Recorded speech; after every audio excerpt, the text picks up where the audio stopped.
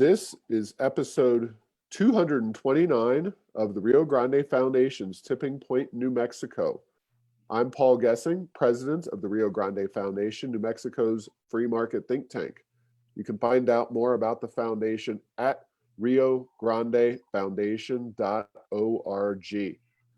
I am pleased to be joined this week by Zac Fort. He is chairman of the New Mexico Shooting Sports Association.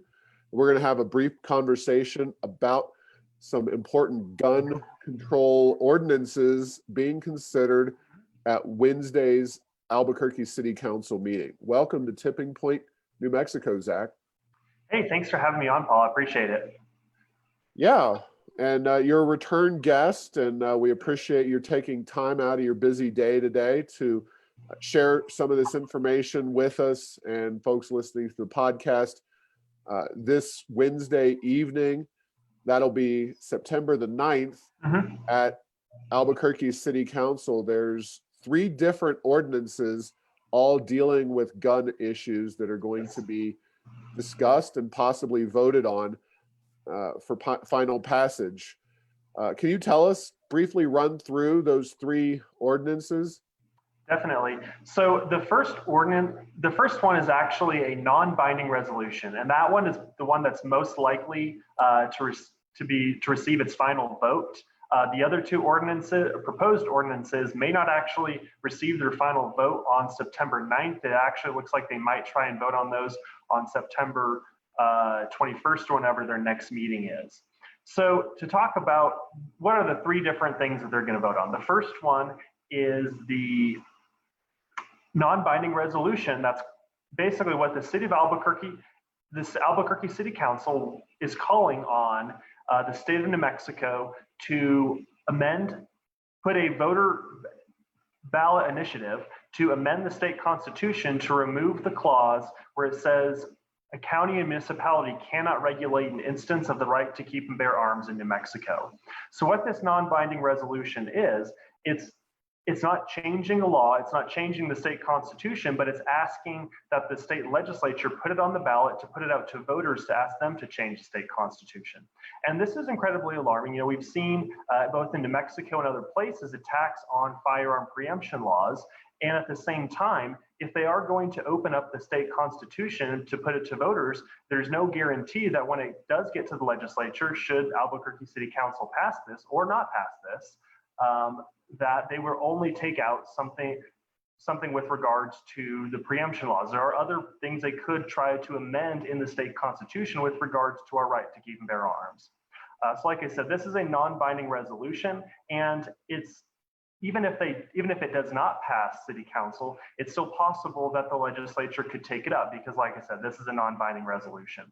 So it right. Well, let me jump in here real quick, because while it is non-binding, you know, the constitutional process in New Mexico is one of the few areas in our state, especially statewide. I think it's really the only area where the citizens of New Mexico do have a vote on making public policy in the state. We're not like a lot of our neighboring states, Colorado and Arizona. California is another one, where citizens can collect signatures and get something on the ballot. So what the city council in Albuquerque is trying to do is encourage the progressive, and depending on November's election, much more progressive leaning legislature to put an amendment on the ballot for voters to consider whether to allow local governments to enact gun control legislation on their own. That's currently prohibited by the state constitution, and that was voted on by the voters. What was that, 1981 or something like that? It was back in the 1980s when that was put in place by voters to amend the constitution.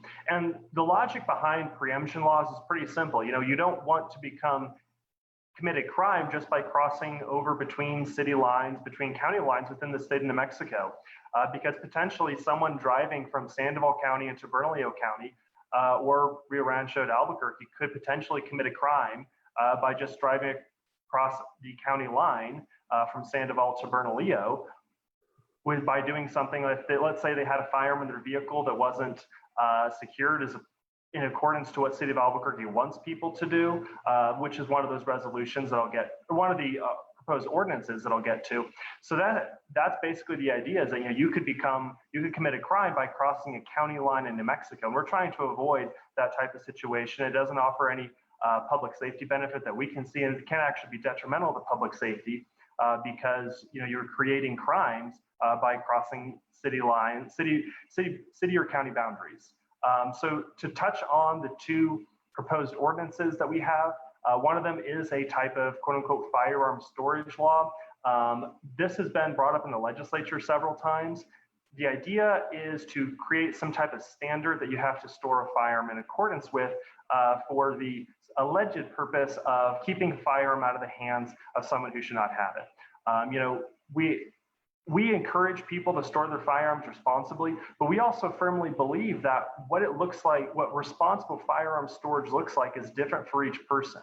We're not for people who store their firearms in an irresponsible manner, but we don't think that passing a law is going to solve this problem, because the people who are not storing their firearms responsibly are people who are probably not following a lot of other laws anyway, and this is not going to get to the heart of that issue with the irresponsible behavior from these people. So that's one thing they're asking for City of Albuquerque to do, is pass an ordinance saying you have to store your firearm in accordance with these regulations inside City of Albuquerque limits. And Zach, that seems tremendously difficult to enforce. Absolutely. It seems that would be almost impossible, in fact, to enforce. The only way you could enforce something like that is to have police go into people's homes and do searches to see how they're storing their firearms. Because if it only comes up after the matter of a fact, let's say when a child gains access to a firearm and does something bad with it, you can charge the firearm owner in accordance with child abuse laws. Same as if the child gains access to a firework or a knife that they should not have access to. We already have child abuse laws in this state that you can use to charge someone who stores a firearm in an irresponsible manner, and that firearm falls into the wrong hands. So it's an entirely unnecessary law. And yeah, like you said, it's impossible to enforce unless you are going to have Albuquerque Police Department going door to door in Albuquerque, asking people to show them how they've stored their firearms. That's the only way you could enforce something like that. All right, now the third one has to deal with the way in which guns are allowed or not allowed in city buildings and city facilities, and talk a little bit about that one.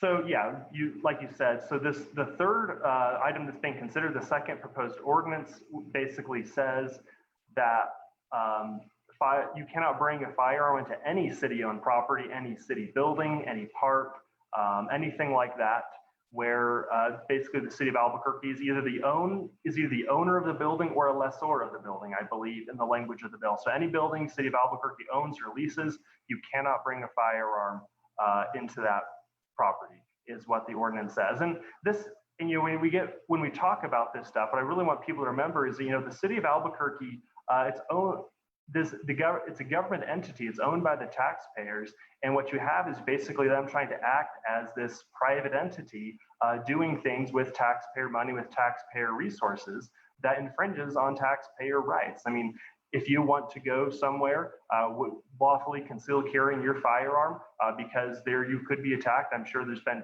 plenty of assaults and things that have happened at City of Albuquerque properties.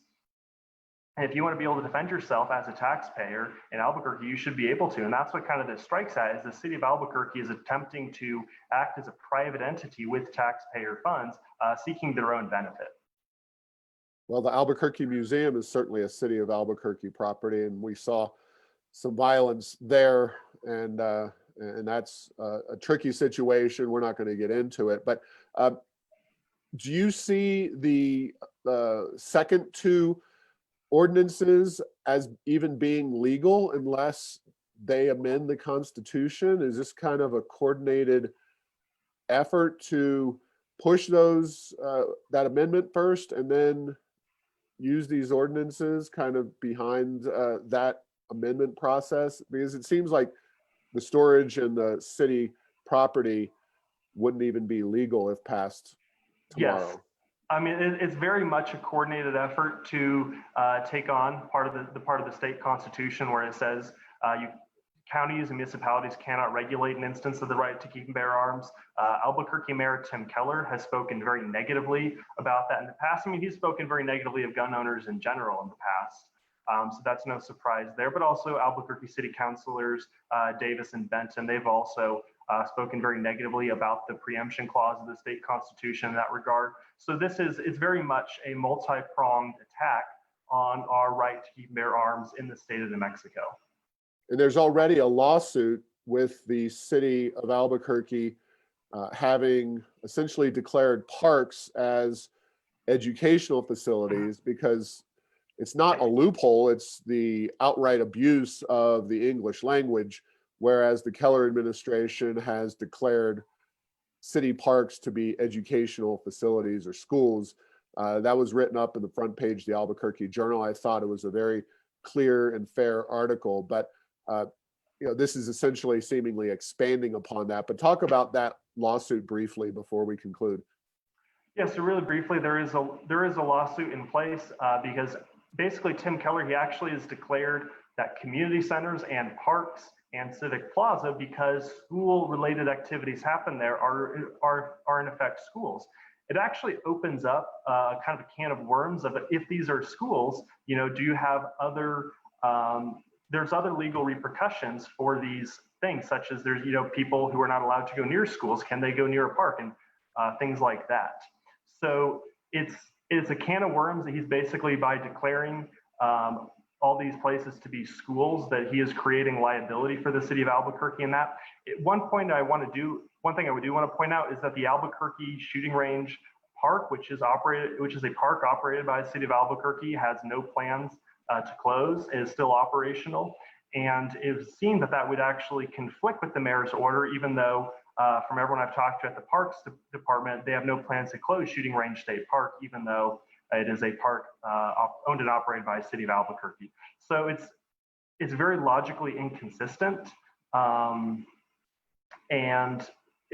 there is a lawsuit in place, and I would imagine that there could be other lawsuits in the future. And it does not appear that the Bernalillo County District Attorney is currently prosecuting people who have been arrested for carrying a firearm at these places, but that's still a very fluid situation. And given that we are still in the COVID-19 epidemic situation, and Albuquerque Public Schools has told parents that they're going to be the educators out of their home for at least the duration of 2020, one could certainly argue that all households with children are de facto schools. They're much more resemblant of schools than our parks and civic plaza in terms that there's actually educational activity going on there on a day-to-day basis. I know it would be a little bit of a stretch, but not much of a stretch to say that all houses with children going to school or doing virtual learning are places, schools as well. So interesting mental gymnastics they're trying. Very much so. All right, well, Rio Grande Foundation has sent out an email alert asking people to contact their city councilors. I know you guys have similar things going on at Mexico Shooting Sports Association. So yes, why don't you give out your email address so people can find out more and hopefully contact their city councilors through your website as well. Definitely. So if you want to contact me about something, you can reach me at president@nmssa.org. You can go to our website. There's a contact form. You can also sign up for our email alerts, which are free at our website, which is nmssa.org. You can also find us on Facebook, Twitter, and Instagram as New Mexico Shooting Sports Association. All right. Thanks for your time today, Zac.